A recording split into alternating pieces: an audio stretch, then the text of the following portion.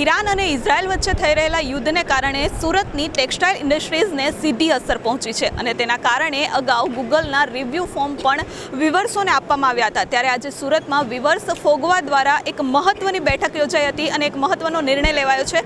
આપણે સીધી વાતચીત કરીશું ફોગવાના પ્રમુખ સાથે કે શું મહત્વનો નિર્ણય લેવાયો છે। જી, આજે શું મહત્વનો નિર્ણય લેવાયો છે? આજે તમામ સુરત શહેરના તમામ એસોસિએશનને સાથે રાખીને સર્વાનુમતે એવો નિર્ણય લીધો છે કે જે પરિસ્થિતિનું નિર્માણ આજે યુદ્ધને લીધે આ ઇન્ડસ્ટ્રી ઉપર થયું છે, કારણ કે બધા કરતાં વધારે અત્યારે કોઈ પીડાઈ રહ્યું હોય તો ટેક્સટાઇલ ઇન્ડસ્ટ્રી જ છે અને એને બચાવવી અમારી પહેલી પ્રાથમિકતા છે।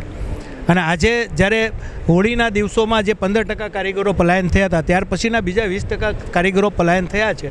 હવે જે કારીગરો છે એને કેવી રીતે રોજીરોટી મળી શકે, એને કેવી રીતે ગેસ પ્રોવાઈડ થઈ શકે, એની માટે માનનીય ગૃહ ડેપ્યુટી સીએમ શ્રી હર્ષભાઈ સંઘવી સાથે પણ અમારી રજૂઆત થઈ ગઈ છે ને એને ત્યાં હાજરમાં જ એમ કહી દીધું છે કે તમામને બાટલાઓ 5-5 કિલોના મળશે।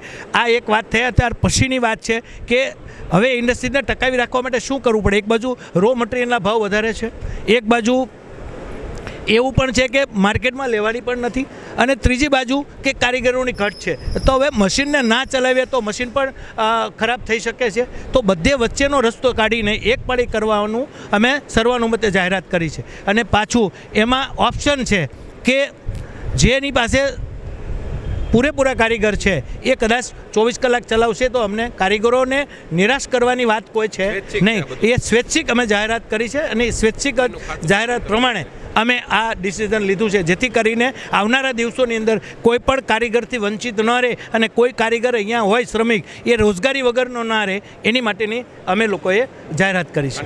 આ જાહેરાતમાં એવી પણ જાહેરાત થઈ છે કે કારીગરોને પણ સાચવવાના છે અને બીજી વખત કે 12 કલાક સુધી ચાલવાનું છે અને જેમને પણ બંધ કરવું હોય ફેક્ટરી એ પણ બંધ કરી શકે છે। તો એ કારીગરો માટે શું વ્યવસ્થાઓ થશે? કારીગર માટે પૂરેપૂરી વ્યવસ્થાઓ છે। એ પહેલી જાહેરાત કરી છે કે શ્રમિકોને પહેલાં સાચવવાના છે, શ્રમિકોને કોઈ પણ જગ્યાએ ક્યાંય પણ મુશ્કેલી ન પડે અને એને જેવી રીતે કોવિડની અંદર અમારે એને બોલાવવા જવા પડ્યા હતા, ટ્રેનોથી પાછા જે જતા રહેતા એવી પરિસ્થિતિ ન થાય એના માટેને સીધું ધ્યાન રાખવામાં આવ્યું છે અને એની સીધી જાહેરાત પણ કરવામાં આવી છે કે કોઈ પણ વર્કર્સ પોતાની રોજગારીથી વંચિત ન રહે એ તમામ વ્યુઅર્સોએ એની ખાતરી આપી। આ યુદ્ધ લાંબુ ચાલવાની શક્યતા વ્યક્ત કરાય છે અહીંયા એસોસિએશન તરફથી, તો એના માટે આગામી દિવસોમાં શું પગલાં લેવાશે? આગામી દિવસોમાં એ જ છે કે પહેલાં તો જ્યાં સુધી યુદ્ધની પરિસ્થિતિ રહેવાની છે ત્યાં સુધી, જ્યાં સુધી માર્કેટ થાળે ન પડે ત્યાં સુધી અમારે આ જે અમારો નિર્ણય છે એ